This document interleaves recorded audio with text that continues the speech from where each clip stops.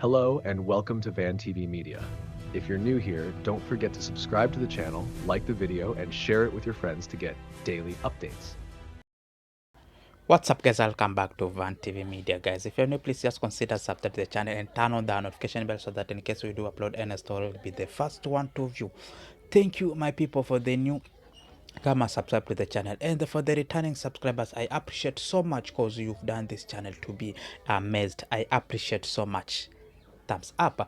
So my people, we have two stories that we're going to share it right now here in this video. One story is all about guys, there's a guy seen in at Makupa police station has changed the tune. He's sounding like a chicken and a goat. This is after it has said that has been made to do so by a witch doctor after him stealing a chicken and a goat. Just listen and just watch how this guy is struggling. Jina ni nani?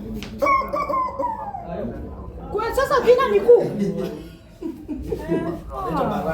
Baraka Joseph. Makosa ni nini? Ulifanya nini? Ni mbuzi kabisa. Mbuzi mbili na kuku mbili. Ulikuja Mombasa lini?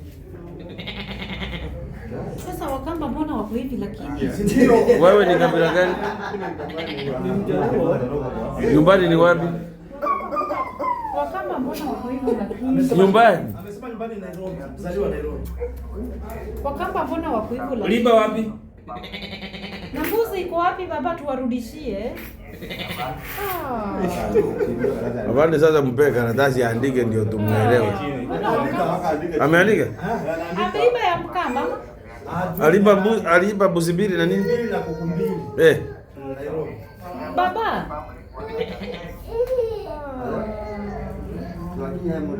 Na hii mganga anaitwa nani alifanya hii maneno na wewe si wewe ni kabila gani?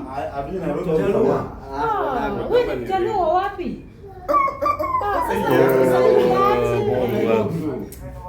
Mjaluo wapi huyu na mtumia huyu kijana? Leta nimsaidie. Kumbe hivi vitu zinakuanga ukweli? Ukweli? Mjaluo wapi? Ni ukweli. Nyumbani wapi?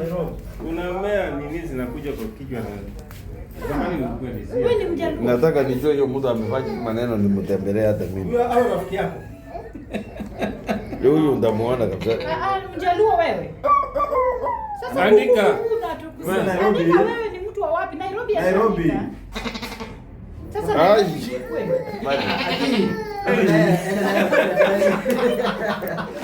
This is the result after he has stolen a goat and a chicken.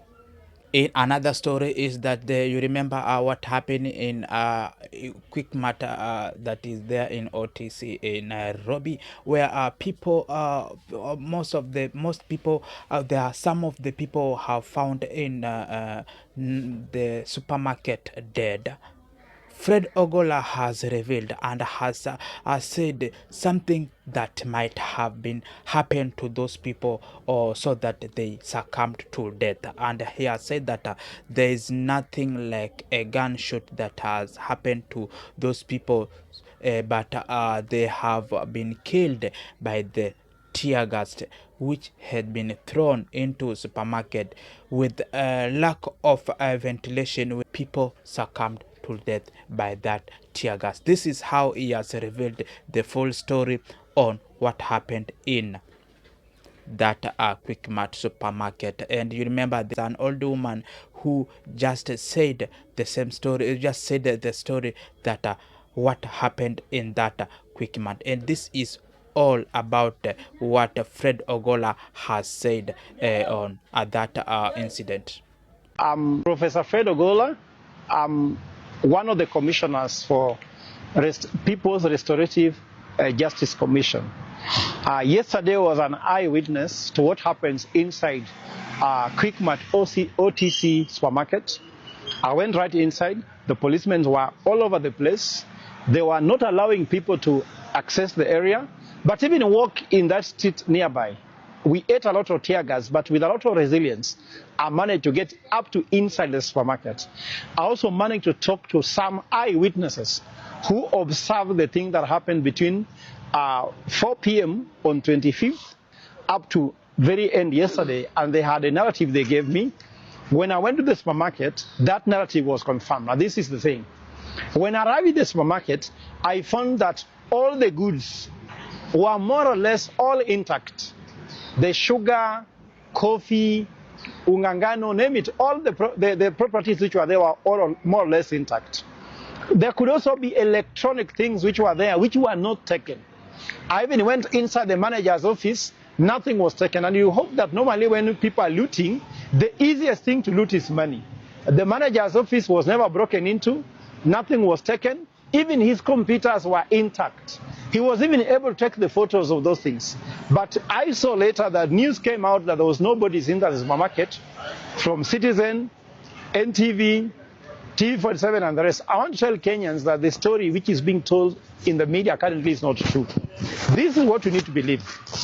From the eyewitness report, people broke into the supermarket and entered, and he gives the number to be approximately 50 people, if not more.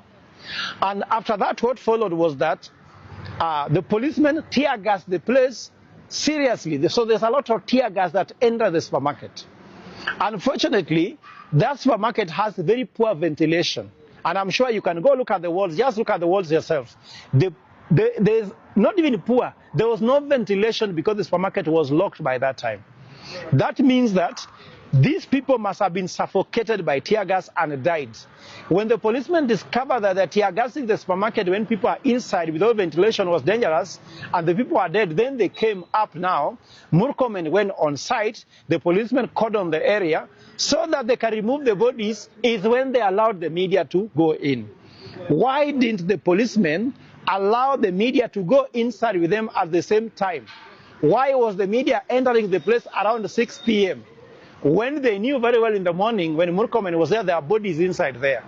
So don't believe that story at all. Secondly, we do not want photos taken by the media after the event. We want CCTV footage coverage from 25th, 4 p.m.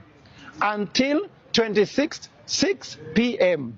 uninterrupted. Because the same way they deceived us, that Ojwang hit his head on the wall, and then could not give us the CCTV footages. It is when we got the CCTV footage of Mbagathi Hospital that the truth came. So that's where we stand. As far as I'm concerned, I'm asking Kenyans, if you left with anybody going for Mandamano, check whether your neighbor is there. Is there any missing people? Once we know there are missing people, the fact that I was told before I went inside, I didn't see any blood spots, so no one was shot inside the supermarket and died there. Also, the story that people were killed outside and brought inside the supermarket does not add up because there was no spot of blood inside the supermarket. The only likely theory and the only likely fact could be that people died of suffocation from gas, tear gas thrown by the police, because there was no ventilation. So that's the truth. Now, the second thing. Hello and welcome to Van TV Media. If you're new here, don't forget to subscribe to the channel, like the video, and share it with your friends to get daily updates.